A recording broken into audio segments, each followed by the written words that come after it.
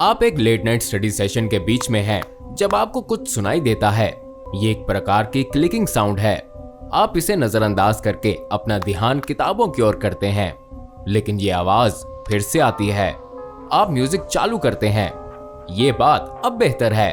वो शायद कुछ भी नहीं था, शायद घर में से आवाज आ रही थी, लेकिन नहीं, ये फिर से आ रही है। अब आपको ये जानने की जरूरत है कि इसका कारण क्या है। एक और क्लिक की आवाज, ये निश्चित रूप से बाहर से आ रही है। आप धीरे धीरे खिड़की की ओर बढ़ते हैं। बाहर अंधेरा है और आपको कुछ दिखाई नहीं देता है। धीरे से आप खिड़की को पकड़कर उसे खोलते हैं और कुछ भी नहीं। आप अपना सर बाहर निकालकर चारों ओर देखते हैं, लेकिन कुछ भी तो नहीं है। आप खिड़की बंद करके वापस स्टडी करने चले जाते हैं, लेकिन फिर से ऐसे ही होता है। अगली सुबह आप नाश्ता कर रहे हैं जब आपको फिर से ये क्लिकिंग नॉइज सुनाई देती है, लेकिन अभी भी कुछ नहीं है। बस में जाते समय आप कसम खा के कह सकते हैं कि ये आवाज ठीक आपकी पिछली सीट से आ रही है, लेकिन पीछे देखने पर वहां भी कोई नहीं है। आप अपने टेस्ट के बीच में हैं। Whatever are connected to each other by, वो शब्द क्या था? ये उतना अच्छा नहीं जा रहा जितनी आपने आशा की थी। कल रात क्लिकिंग की आवाज के साथ पढ़ाई करना कठिन था, लेकिन आप अपनी पूरी कोशिश कर रहे हैं। कम से कम आवाज आना तो बंद हो गई है और आप कुछ समय के लिए कंसंट्रेट कर सकते हैं। आप खड़े होकर तुरंत अपने पीछे देखते हैं, इस इच्छा से कि अब आप शोर करने वाले को पकड़ लेंगे, लेकिन अभी भी कुछ नहीं है। आप अपने कंफ्यूज क्लासमेट्स की ओर देखते हैं और फिर अपनी कुर्सी पर वापस बैठ जाते हैं। क्लिकिंग की आवाज अब लगभग हर जगह आ रही है। आप शायद इसे सुने बिना एक पल भी नहीं बिता सकते। कई महीनों तक ऐसे ही चलता रहता है। इसे कोई और सुन नहीं सकता और ना ही कोई आप पर विश्वास करता है। एक स्तर पर आपको लगता है कि आपको इसकी आदत हो गई है, लेकिन दूसरे स्तर पर आप कभी भी इस हर जगह होने वाली कांस्टेंट क्लिकिंग आवाज के आदी नहीं हुए। आप अपने कमरे में बैठे हैं, कंसंट्रेटिंग, फोकस करते हुए उस आवाज को अपने मन से बाहर निकालने के लिए आप जितनी ताकत से आंखें बंद कर सकते हैं आप करते हैं और अपनी सारी मेंटल एनर्जी इस आवाज को रोकने पर लगा देते हैं, और तब ये खत्म हो जाता है। कोई क्लिक्स नहीं सुनाई देते। आप अपनी आंखें खोलते हैं। क्या ये बस खत्म हो गया? क्या बस ये यहीं तक था? आप इसे देखने के लिए पीछे मुड़ते हैं, पर अब बहुत देर हो चुकी है। आपने अभी अभी जो देखा है वो SCP-4975 के हमले की एक टेक्स्ट बुक एग्जाम्पल है, एक अनोमली जिसका नाम टाइम्स अप रखा गया है। SCP-4975 एक लंबी, पतली और एवियन फीचर्स वाली एंटिटी है जिसकी विशेष रूप से एक चूंच है। इसके लंबे लंबे अंग हैं और एक गहरे रंग की मोटी स्किन जो इसकी चूंच सहित पूरे शरीर को ढक लेती है। अपनी आकर्षक अपीयरेंस के अलावा SCP-4975 डिस्टिंक्टिव क्लिकिंग साउंड बनाने के लिए जाना जाता है। इसकी लंबी गर्दन में वर्टिब्रे किसी भी इंटरवर्टिब्रल डिस्क या टेंडन से जुड़े नहीं होते और इनमें से प्रत्येक गर्दन की हड्डियां इंडिपेंडेंटली मूव करने में सक्षम होती हैं। ये इन वर्टिब्रे को लगातार घुमाता है, एक एक करके, नीचे से ऊपर की ओर सर तक, सर को आगे पीछे करके कांस्टेंट स्विंगिंग मोशन बनाते हुए। ये इन वर्टिब्रे का प्रत्येक आंदोलन है जो डिस्टिंक्टिव क्लिकिंग या क्रैकिंग साउंड प्रोड्यूस करता है।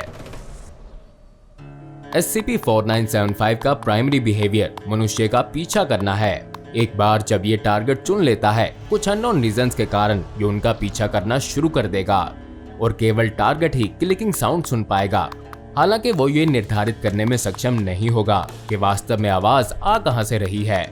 SCP-4975 अपने विक्टिम्स का पीछा एक लंबे समय तक करता है, 10 महीने या उससे भी अधिक, तब तक कि जब ये एक बिंदु पर अपना सर हिलाना बंद नहीं कर देता। क्लिकिंग की आवाज रुक जाती है और 4975 हमला करता है। हमले में SCP-4975 अपने लंबे अपेंडेजेस का उपयोग विक्टिम को पकड़ने और अलग करने के लिए करता है, जिसके बाद ये उनको खा जाता है, अक्सर जब विक्टिम जीवित हो। एक मानव कई महीनों तक SCP-4975 के लिए काफी होता है, जिसके बाद ये एक नए शिकार को ढूंढकर यही सारा प्रोसेस दोहराएगा। 1538 में भी SCP-4975 का एविडेंस मिलता है, एक ऐसे जीव के साथ जो कई जर्मन लोक कहानियों में दिखाई दिया है। उस समय की कई आर्टिस्टिक डिपिक्शंस में भी एक बड़ा और काला एवियन क्रीचर दिखा है जिसे अनोमली ही माना जाता है। लेकिन एक अच्छी खबर यह है कि SCP-4975 को फाउंडेशन फैसिलिटी में कंटेन किया गया है, जहां इसे एक स्टील कंटेनमेंट सेल में रखा गया है। लेकिन आप जल्द ही देखेंगे कि इस कंटेनमेंट के बावजूद भी SCP-4975 के हमलों का अंत नहीं हुआ है और नई घटनाओं की रिपोर्ट्स मिल रही हैं।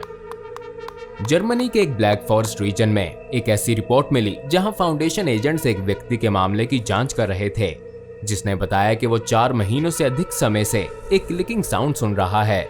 उस व्यक्ति ने यह मान लिया कि उसका पीछा किया जा रहा है या फिर कोई उसके साथ बहुत बुरा मजाक कर रहा है, और उसने लोकल अथॉरिटीज को इस मामले को देखने का कहा।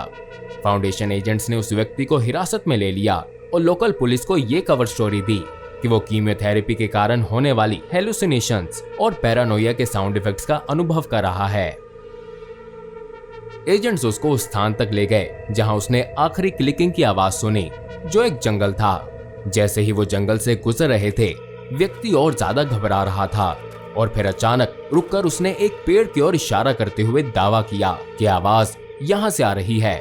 वो व्यक्ति वहीं डर के खड़ा हो गया और एजेंट्स ने अपने वेपन्स तैयार किए और पेड़ की ओर बढ़े। वो अलग हो गए और एक सर्कुलर पैटर्न में पेड़ के पास घूमने लगे और कुछ भी नहीं मिला। उसी समय व्यक्ति चिल्लाया, एक ऐसे जीव की ओर इशारा करते हुए जो एजेंट्स नहीं देख सकते, लेकिन व्यक्ति का दावा है कि वो उसकी ओर आ रहा है।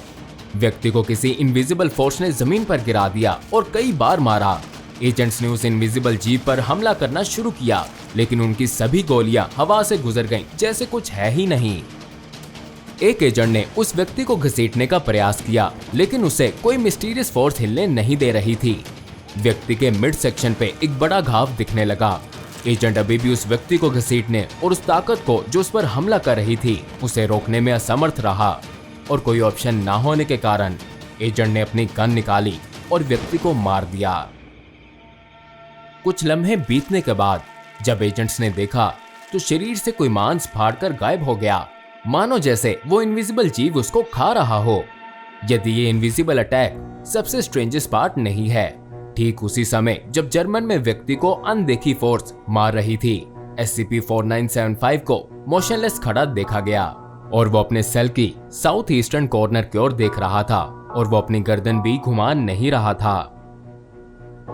SCP-4975 के साथ किसी भी ह्यूमन कॉन्टैक्ट की अनुमति नहीं दी गई है और रिसर्च को कुछ समय के लिए बंद किया गया है। यदि इसे यूक्लिड क्लासिफाई किया गया है, लेकिन इन हमलों के बाद और इस खतरनाक बिहेवियर के कारण इसकी रिक्लासिफिकेशन कैडर क्लास में पेंडिंग है। उस घटना में जहां कंटेनमेंट ब्रीच हो, ये फाउंडेशन की ऑफिशियल पॉलिसी है कि कोई भी कर्मचारी जो लगातार क्रैकिंग नॉइस को सुने, उसे दूसरे कर्मचारियों से अपने आप को अलग करना होगा और शांति से SCP-4975 के अपने चैम्बर में वापस आने या उस आवाज को रोकने के समय तक इंतजार करना होगा। जब तक आप क्लिकिंग साउंड के बंद होने का इंतजार करते हैं, मैं आपको एक जर्मन नर्सरी कविता सुनाता हूँ, जिसे माना जाता है कि SCP-4975 के बारे में लिखी गई है। इसकी ट्रांसलेशन है, टिक टॉक, कोयल वाली घड़ी टिक टिक करती है, कुकू, अंदर की चिड़िया गाती है।